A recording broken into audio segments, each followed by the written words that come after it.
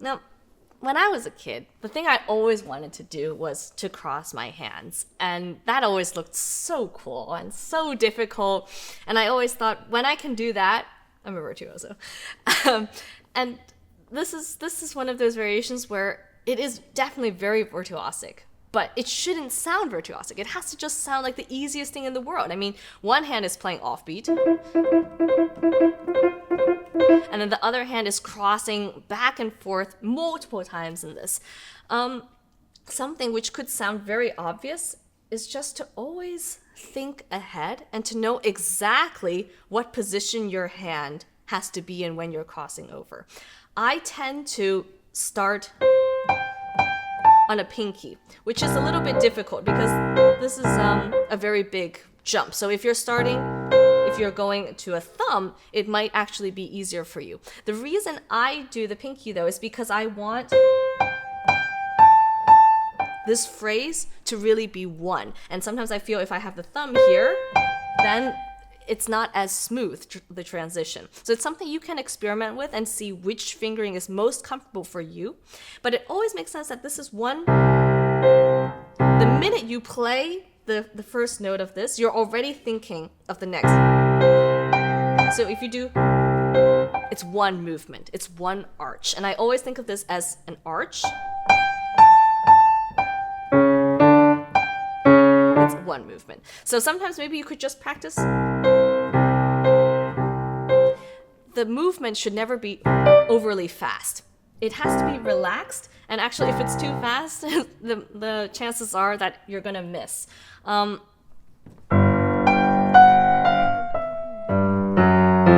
Just practice the left hand alone a couple of times and give your body also, side to side, the waist, the flexibility to move back and forth. Sometimes that will make it a lot easier. For example, when you play one day, if you're playing a piece just for left hand, you would realize that you have to sit much more towards angled, not towards the center of the keyboard, but more towards the right side of the keyboard, just to give yourself this middle point access. And this is, again, one of those moments where you're going to have to move back and forth. So it's a great one to practice that kind of movement.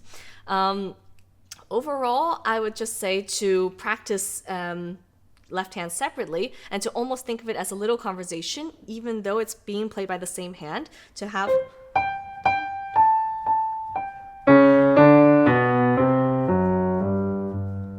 maybe a little bit pleading.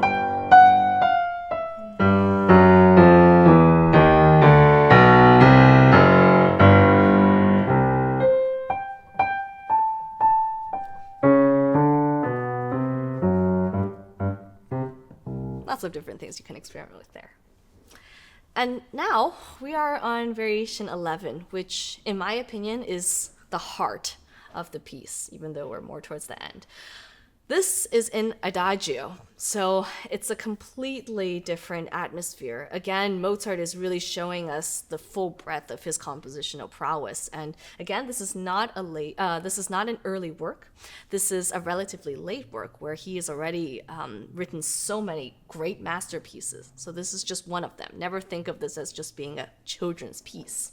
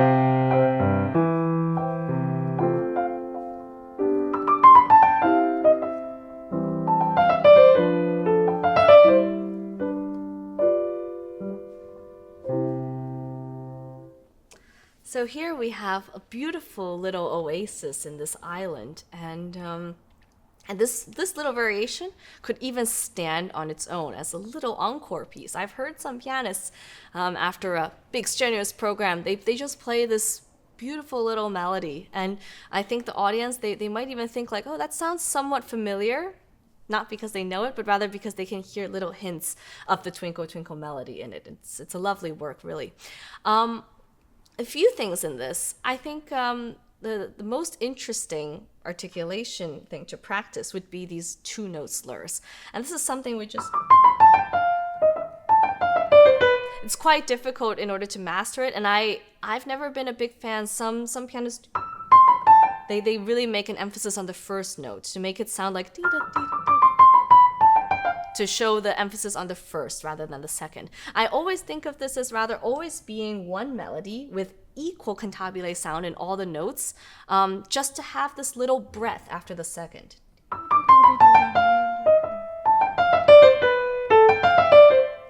That's my personal take on it. And how I would practice it, of course, it makes sense to change the finger. If you're making a normal, I would say some people might do 4, 5, 3, 2, 1, 2. It might also work, but it might not be as equal as if you're just doing 3, 2, 3, 2, 3, 2. Really, this is all personal preference. What I think about when I practice this part is that not only am I playing just the fingers, but I'm pulling the hand a little bit through my arm. There's a horizontal movement here. Your arm is almost the one that's making you do these two-note slurs. And when you have a moment then in the second part,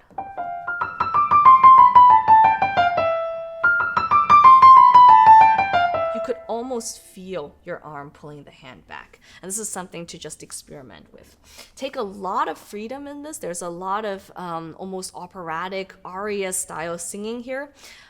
Show a lot of the character in the right hand and left hand. When I see a phrase, I really feel it. I do physically. I follow exactly what he's writing. So I lift my whole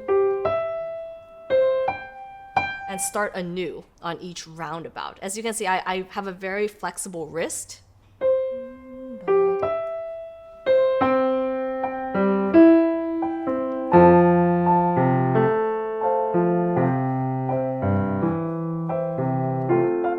And doing this sometimes, it's, in my imagination, almost like playing a little vibrato. So when you give this,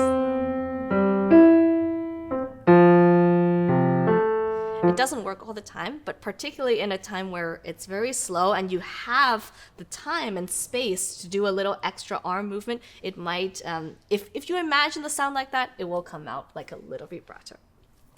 So after this, now we're in the finale now, and this is like a final virtuosic flourish to end the piece.